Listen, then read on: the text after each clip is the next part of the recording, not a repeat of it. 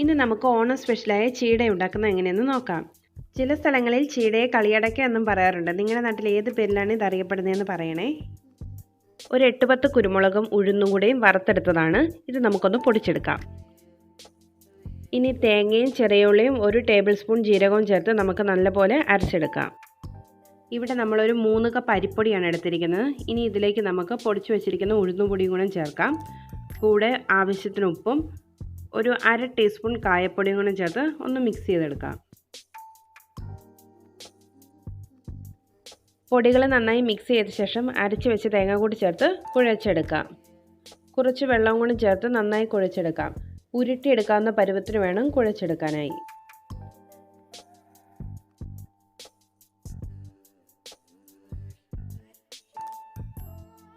ഇനി ഇതിലേക്ക് എള്ളും ലാസ്റ്റ് കുറച്ച് ബട്ടറും കൂടെ ചേർത്ത് നമുക്ക് കുഴച്ചെടുക്കാം. അതിനുശേഷം നമുക്ക് ചെറിയ ചെറിയ ഉരുളകളാക്കി എടുക്കാം.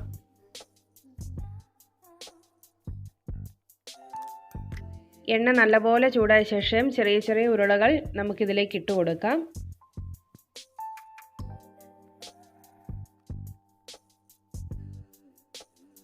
നമുക്ക് ഒരു ഇളക്കാവുന്ന പരുവമാകുമ്പോൾ, അതായത് ഒരു 2 മിനിറ്റ് അല്ലെങ്കിൽ ഒരു ചെറുതായിട്ടൊന്ന് കളർ ചേഞ്ച് ആകുമ്പോഴേക്കും നമുക്ക് ഹൈ ഫ്ലെയിമിൽ നിന്ന് ലോ ഫ്ലെയിമിലേക്ക് മാറ്റി നന്നായി ഫ്രൈ ചെയ്തെടുക്കാം. നമ്മൾ ലോ ഫ്ലെയിമിലാക്കിയില്ലെങ്കിൽ വെളിവശം പെട്ടെന്ന് കരിഞ്ഞും പോകും, അകവശം ഒട്ട് വെന്തും കിട്ടത്തില്ല. ലോ ഫ്ലെയിം ആക്കുകയാണെങ്കിൽ അകവശം നന്നായി വെന്തും കിട്ടും, പുറം വശത്തിന് ഒരു ലൈറ്റിഷ് ബ്രൗൺ കളറിൽ നമ്മുടെ ചീട ഇരിക്കുകയും ചെയ്യും. നമ്മൾ ചീടയിട്ട് കൊടുക്കുമ്പോൾ ശ്രദ്ധിക്കണം, എണ്ണ നല്ലപോലെ ചൂടായ ശേഷം മാത്രമേ ചീടയിട്ട് കൊടുക്കാവുള്ളൂ. ഇട്ടയുടെ ഇളക്കാൻ പാടില്ല. അതുപോലെ 2 മിനിറ്റ് കഴിയുമ്പോൾ നമ്മൾ ലോ ഫ്ലെയിമിലാക്കിയിട്ട് നന്നായി ഫ്രൈ ചെയ്തെടുക്കണം, ഒരു ഗോൾഡിഷ് ബ്രൗൺ കിട്ടുന്നിടം വരെ. അപ്പോൾ നമ്മുടെ ചീടയുടെ ഓരോ സ്റ്റേജസും ഇങ്ങനെ മാറി മാറി വന്നുകൊണ്ടിരിക്കുകയാണ്. കളർ ചേഞ്ച് ആയി തുടങ്ങിയിട്ടുണ്ട്. ഇനി ജസ്റ്റ് ഒന്ന് ഹൈ ഫ്ലെയിം ആക്കിയിട്ട് നമുക്ക് കോരിയെടുക്കാം. നമ്മുടെ ഓണം സ്പെഷ്യൽ ചീട റെഡി.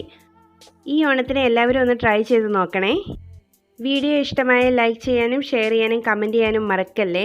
കൂടെ ചാനലൊന്ന് സബ്സ്ക്രൈബ് ചെയ്ത് എന്നെ സപ്പോർട്ട് ചെയ്യണേ. പുതിയ നല്ല വീഡിയോസുമായി വീണ്ടും കാണാം.